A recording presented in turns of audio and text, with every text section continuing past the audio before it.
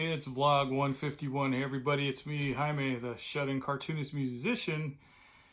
Vlogcasting, of course, from an incredibly smoky, hot, and loud Tortilla Press World Headquarters, which is located on an island in the San Francisco Bay, but with all the smoke, you probably won't even see it.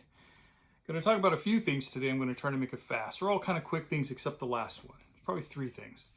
First off, my eyes. My eyes are, they're doing big. You can tell they're still kind of beat up, but the spots are gone. I'm not squinting as much. I'm not sensitive to light right now, so it's great. So another day or two, I'll be back to whatever normal is. But right as rain, as they say. Second thing is Jaime's boneheaded memory. There was a song I was trying to remember for the last, not exaggerating, probably the last 10 years. And I couldn't remember the title of it. And for some reason, I was under the impression that Nick Lowe possibly did it. And and I'm a big Nick Lowe fan. And I couldn't find it. It's not So It Goes, which is a song I love. But it's from right around the same time period. And I couldn't find it. I was thinking, was it Marshall Crenshaw? Was it, I'm going through all those guys, right? All the jangly pop, late 70s, early 80s, song masters. And then Amy and I are watching some dopey ass video on YouTube on the TV, on our smart TV. And it had something like, the weirdest videos or nonsensical, whatever. And the first thing to come up is Split Ends, I Got You. And that was the song. And I was like, holy shit, of course, it's Neil Finn. So, Split Ends, So I Got You. So, I love that chorus. But anyway, so that's my other dopey thing to talk about is it took me 10 years. 10 years. Oh, yeah. Oh, yeah. So, anyway, the final thing I want to talk about is I was sent a few weeks ago a graphic novel by an old acquaintance, Dean Westerfield, another cartoonist, lives around Long Beach, down Southern California. And we met, holy crap, I can't even remember when we first met. We met at maybe it was at Ape. I don't know. I can't remember. It's been a lot of years. And we hit it off well. I loved his work, and we corresponded off and on, mostly off the last handful of years. And we're back on corresponding again. And he was nice enough to send me a graphic novel that him and a friend did, and it's called Amboy, or Amboy Population 5, which is a fictitious town that's supposed to be located, if you can see this down here, out like in Riverside County, out in the California desert somewhere. And him and his friend, Dean Westerfield, him and his friend Jeff Guarino, I think that's your pronounce, Guarino, or Guarino, but Guarino, they did it together. And there's two characters, which is Larry and Bob.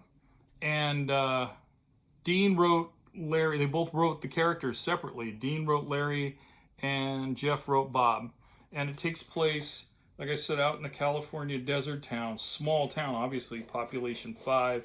Here's some of the drawings, some of the landscape, and just things move kind of slow. And that's what I like about it. It's like a Wim Wenders film. It's like Paris, Texas, which is, I've stated on here before, one of my absolute favorite movies of all time. It's one of, mind you, I have many. But it's paced really slow, but it's poignant all the way through.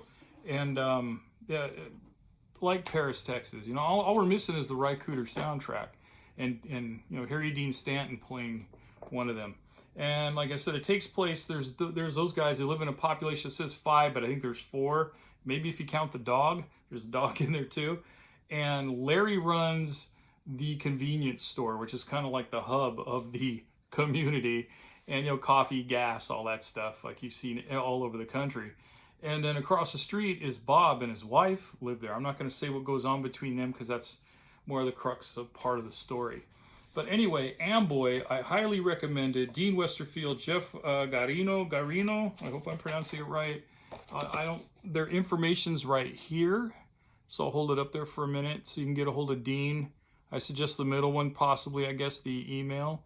And ask him how much this is. It's, it's a tome, man. It's, it looks like it's probably close to 130, 150 pages.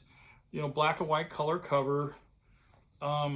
well put together, well drawn, well written, well thought out. I like it. So I read it twice. So I read it when I first got it, and then I set it on the table next to some other books I'm in the middle of reading, and then I saw it recently, so I'm going to read this again. So I had about an hour or two to kill. So I went and read it again just to kind of get it fresh in my mind.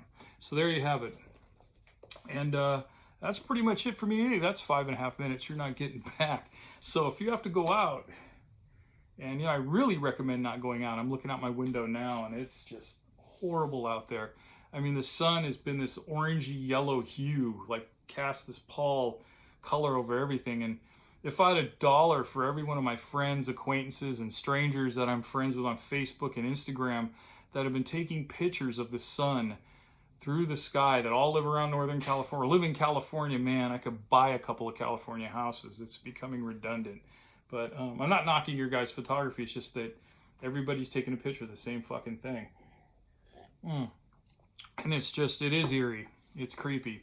All right, but if you do have to go out, wear a mask for now more than just COVID-19. Be sure to wash and sanitize your hands. Please be sure to keep away from people. I recommend staying in. That's what I'm doing. And be kind to yourself and be kind to others. Thanks for joining me. Don't forget to subscribe down below. I'll see you next time.